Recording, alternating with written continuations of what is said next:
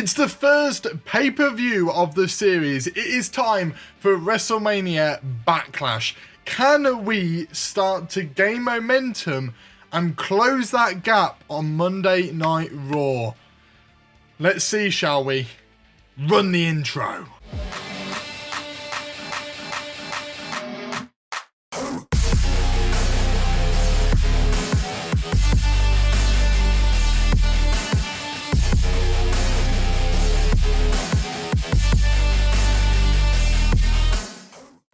Hello everybody, my name is Bragster and welcome back to Tag Team Turmoil, where we are at WrestleMania Backlash. We have a very thin roster and we're going to have to try and fill 5 matches. It's going to be next to impossible. I don't even know if we're going to be able to do it, but we're going to try and do it anyway. We've got almost no money. We're going to struggle, but we're going to try our best. I'm pretty sure we vetoed their biggest star as well, so hopefully that can help us out. We have to ensure that Shayna Baszler fights this week. I don't think that's going to be very hard to do, and we do get a double cost for that as well. So I'm going to definitely ensure that we do that, but I think we're going to get everyone to fight on this pay-per-view because we're going to bloody need it. So without further ado, let's book the show. Right, before I finish booking this show, I'm going to make the executive decision to sign somebody. I was hoping I could get Marcel Barthel because that would have been perfect, but he's far too expensive. Trent Seven's too expensive. As you can see, our show cost in the top right-hand corner is hyperly expensive, right? We've got barely any money left. So that kind of leaves us with Robert Roode or Shelton Benjamin. Now, I would go for Robert Roode, the specialist, this, that, and the other, but we already got a specialist in Fabian Eichner. So what I'm thinking of getting is Shelton Benjamin, turning Shelton Benjamin face as well, just because I think Shelton Benjamin's a really good face. And then, you know, he can go against multiple people. Maybe I won't turn him face, but I think Shelton Benjamin is the best choice here. And I'm going to get him in. We need more people, so let's get him in. It's going to put us money-wise close, but I think this pay-per-view might really help us. And there we go, Shelton Benjamin is in. We've got barely any money left, but oh boy, will it be worth it. We're also going to use the free advertising booking card, just because if you look at our money again, we are very close. So looking at our show logistics, which I'll go through soon, it will take 15 grand off, which I think will be really useful. So we're going to use it. Let's get the free advertising booking in. Absolutely perfect for us. Yeah, that's brilliant. That gives us a bit of extra cash just to play with. Once we get all of this through. Well, as I was already going through the logistics, let's just go through them. We're going to be in the WrestleMania Backlash arena for obvious reasons. We're going to have the Gorilla Crew. Again, we've gone for our most expensive options like overall, but they also give us optional goals as well, which would improve our show quality, which is going to be useful because of this, right? We've got the opener match is Natalya versus Sasha Banks for the SmackDown Women's Championship. Then we've got a role change for Fabian Eichner. We've got 2 specialists that are heels in Riddle and Chad Gable. So having a face specialist in Fabian Eichner will really help. And I think his first feud will probably be against Shelton Benjamin, just so I can play around with the tag teams elsewhere. We'll have to see if that's actually what I do. But I think this is really useful for us to have Fabian Eichner as a face. It just gives us a bit more flexibility. Then we'll have the Viking Raiders versus RK Bro for the SmackDown Tag Team Championships. Then we'll have Billy Kay with a self promo. Then Xavier Woods versus Otis in a singles match. Then we'll have Peyton Royce in a self promo. Then Shayna Baszler and Naomi in a tables match. A lot of tables matches just because that is the pay-per-view match type. Now, the reason why I've used it in this one, in the mid-card, is because I still want... I'm still umming and ahhing whether this is better than this. I might switch them 2 around in a second and also switch the match types around.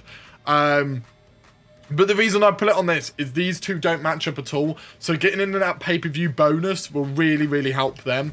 Then Shelton Benjamin in self promo, hopefully getting a bit of popularity in. And then the main event, Kofi Kingston versus Chad Gable for the Universal Championship.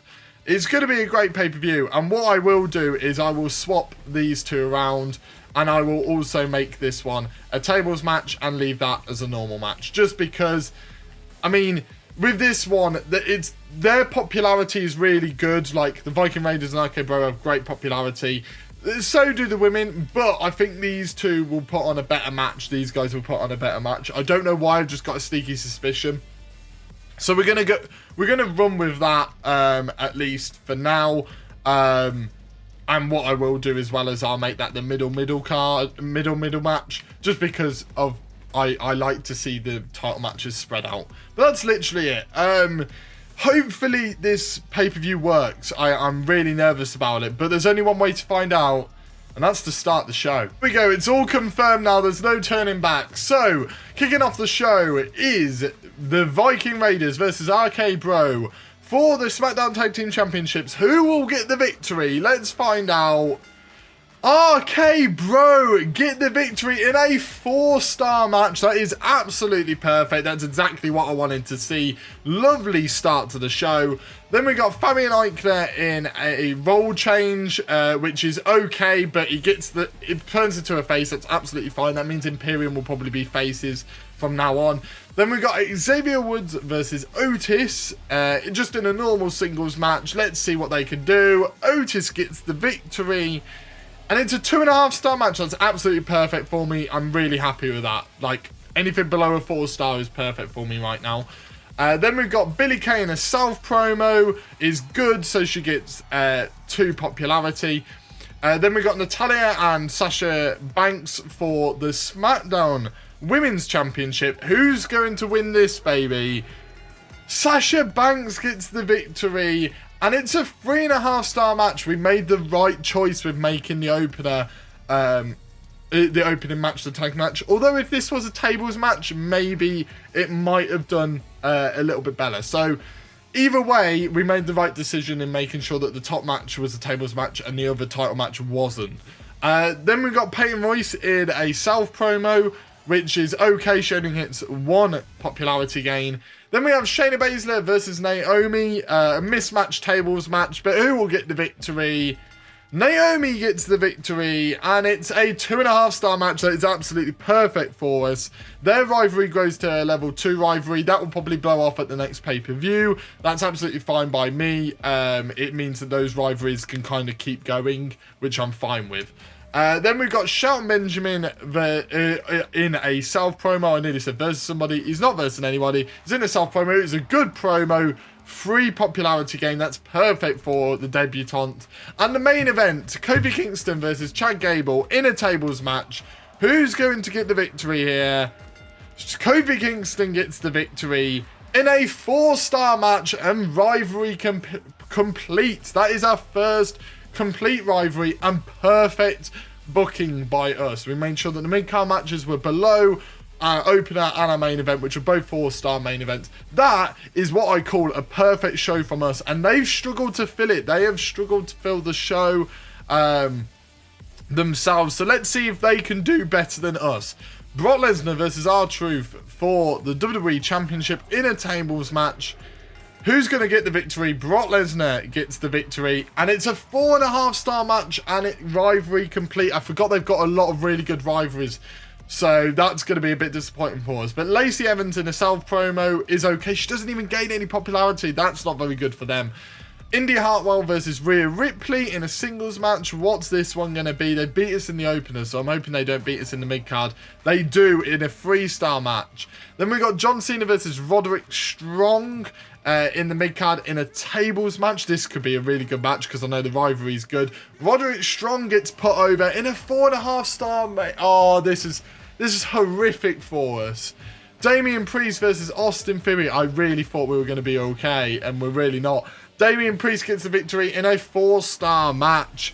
And their main event, the tag team titles are on the line. Pete Dunne and Apollo Crews versus Omos and Cameron Grimes. Who will come out on top? It will be Pete Dunne and Apollo Crews. It's a 4.5-star match, and they have beaten us on every level. Literally every match they have beaten us. We've done amazing booking. They've done amazing booking. That is so annoying for us. Really, really annoying for us. The only benefit is the fact that we've got Woods and Otis is going to be blown off at the next pay-per-view.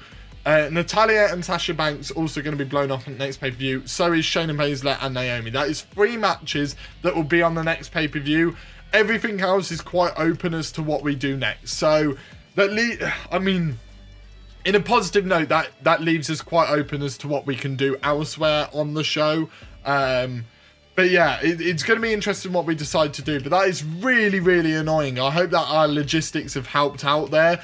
The positive is, as well, is that all of their rivalries is complete, whereas we've got things bubbling over. So, I mean, fingers crossed, but that is not good for us whatsoever. But let's look at this. We gained 200,000 fans, and we gained $138,000. So we are better in money, even though we signed somebody. That is huge for us. That is absolutely huge. To be better in money, despite the fact that we signed somebody, is really, really good and opens us up to maybe sign somebody else. Randy Orton and Riddle are an incredible tag team. That's great to see. And Ivar and Riddle are both fantastic at tables matches.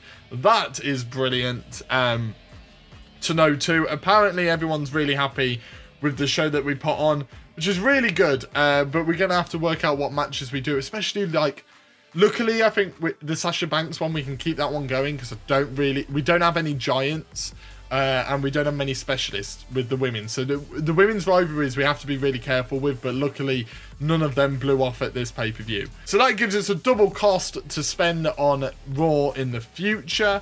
We are still in second place, but how many did they gain? I'm hoping they didn't gain that many.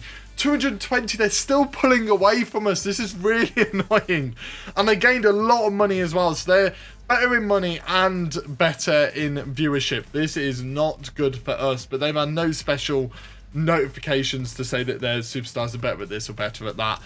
So they are still in first. That's really annoying for us. Their champions, Brock Lesnar and Becky Lynch. I think we stopped Becky Lynch from being on the show by vetoing, but it didn't help at all. And then we had, and then our champions are Kofi Kingston and Sasha Banks. They are beating us by about 40,000 at the moment, which is makeable. We're not in big trouble, especially as we've signed somebody now. We've got a bit more flexibility in our roster, but I mean, we're not flying. That's the problem. So moving on into the next week, we're going to look at our emails before we end the episode. My friends and family have been waiting so long to see me compete in Boston. Can't wait to entertain them tonight. Okay, so Sasha Banks wants to wrestle on the show. That's absolutely fine.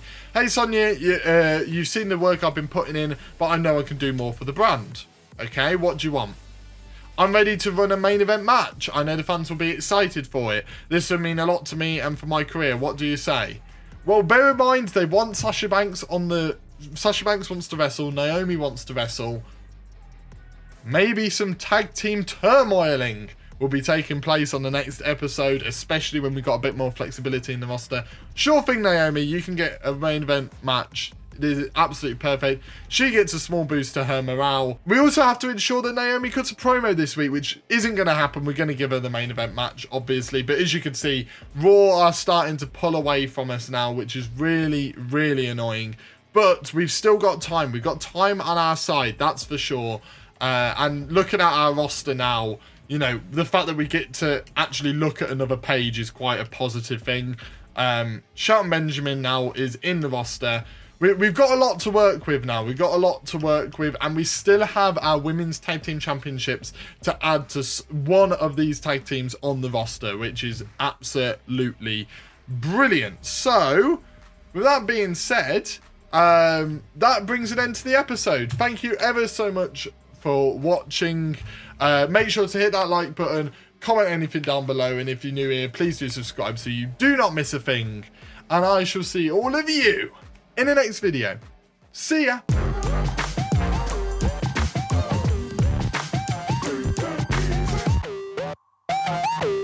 We've got a lot of work to do in the future, haven't we? We're in trouble.